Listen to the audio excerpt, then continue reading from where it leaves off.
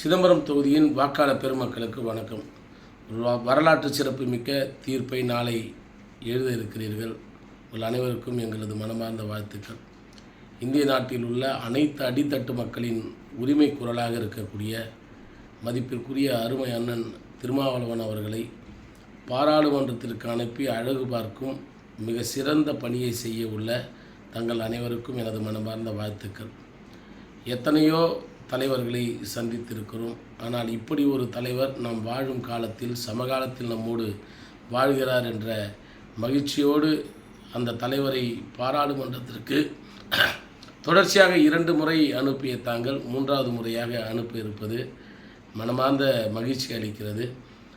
கட்டாயமாக மாபெரும் வெற்றியை அளித்து மாபெரும் வாக்கை அளித்து அவரை பாராளுமன்றம் நோக்கி அனுப்புவீர்கள் என்ற நம்பிக்கையும் எங்களுக்கு இருக்கிறது. அனைவரின் குரலாக ஒலிக்கக்கூடிய அண்ணனுக்கு இந்த நேரத்தில் வாழ்த்துக்களை தெரிவித்துக் கொள்கிறோம். சென்ற பாராளுமன்ற தேர்தலில் இறுதி வாக்கு எண்ணிக்கையின் கடைசி நிமிடங்கள் வரை காத்திருந்தோம். இந்த முறை தங்களது வெற்றி முதல் வெற்றியாக அறிவிக்கப்படும் என்ற நம்பிக்கை இருக்கிறது.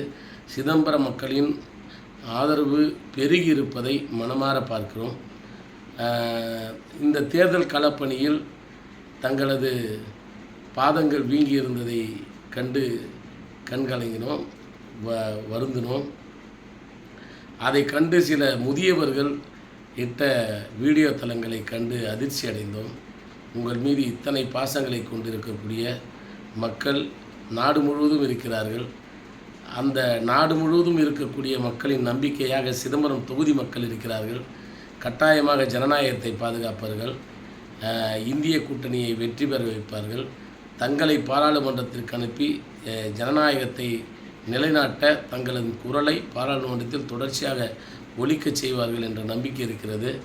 அனைத்து சிதம்பரம் தொகுதி மக்களுக்கும் தேர்தல் துவங்குவதற்கு முன்பாகவே தேர்தலில் வெற்றி பெற அண்ணன் திருமாவளவனை வெற்றி பெற வைப்பதற்கு நன்றியை தெரிவித்துக் கொள்கிறோம். அண்ணன் திருமாவளவன் கட்டாயமாக வெல்வார் உங்களின் பேராதரவோடு என்ற நம்பிக்கையோடு நன்றி தெரிவித்துக் கொள்கிறேன். நன்றி, வணக்கம்.